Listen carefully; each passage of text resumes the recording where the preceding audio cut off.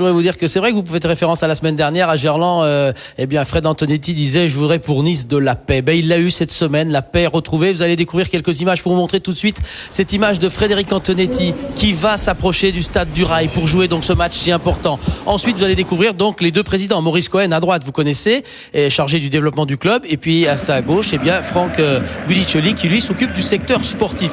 Voilà donc pour ces moments intenses d'avant-match. Mais il y a eu beaucoup de paroles, beaucoup de sérénité retrouvée à l'entraînement, et il y a un homme qui comptait du côté niçois. Vous allez le retrouver dans la première image du résumé. Cet homme, c'est un ancien Bordelais, ça date de quelques heures, qui retrouvait ses tout récents et ex-coéquipiers de Bordeaux. C'est Lilian Lasland. C'est lui qui est venu parler beaucoup dans la semaine et qui parlait encore il y a quelques instants au moment de rentrer dans cette grande explication et ce duel face aux Bordelais. C'est Ulrich Ramé qui est une première fois inquiété. Regardez Planus qui rate dans le premier quart d'heure ce dégagement. C'est Ederson, le niçois, lui qui fait preuve au contraire de beaucoup d'adresse. 11e minute, quel début de partie tonitruant des hommes de Frédéric Antonetti.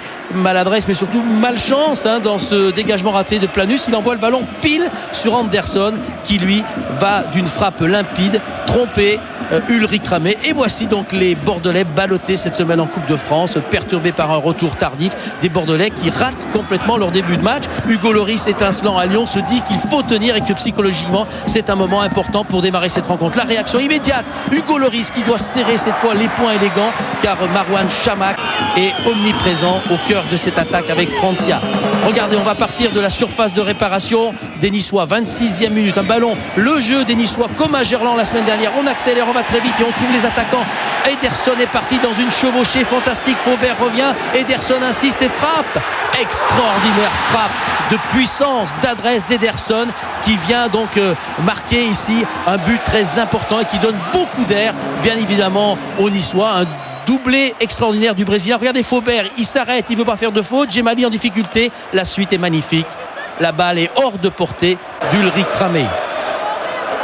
On va approcher de la demi-heure de jeu. Les Girondins de Bordeaux sont KO pendant 4 à 5 minutes. Le stade du Rail encourage les Niçois, mais Bordeaux veut à tout prix réagir avant la fin de cette première période pour garder des chances ce soir à Nice. Et regardez, une nouvelle occasion pour les Girondins. Là aussi c'est limpide, c'est collectif. La suite est extraordinaire de limpidité et également d'adresse. Les 50 supporters girondins apprécient, et vous aussi vous allez goûter à cette action, à ce travail de Mavouba puis de Chamakh. Regardez ce que fait Marouane Chamakh, hop, le ballon glissé, et la suite, que dire de la suite sur la plus belle image qui arrive maintenant. Regardez ce ballon de Mikou. On ne peut pas aller le chercher malgré cette belle détente. C'est la mi-temps, 2-1 sous les yeux de Lionel Letizy qui a rejoint donc le banc niçois. Et tout de suite Jussier, autre recrue du Mercato qui arrive de Lens, et lancé, le Brésilien, il est lancé par Ricardo dans cette partie. Car le temps presse, maintenant il faut à tout prix assommer, si l'on peut dire, revenir vers ces Niçois. Mais les Niçois n'en ont cure, car psychologiquement ils ont retrouvé leurs allants. Balmont, dans le premier quart d'heure de la deuxième partie du match, vient inquiéter les Bordelais qui font rentrer Kavenaghi, cet Argentin qui arrive et qui porte ce soir le maillot qui arrive de Moscou et qui porte ce soir le maillot des Girondins. Des Girondins qui vont littéralement bombarder dans cette deuxième mi-temps les buts d'Hugo Lloris. On se demande comment Nice peut résister. Nice au bord de la rupture. Nous sommes dans les 5 dernières minutes. Encore une frappe qui va venir.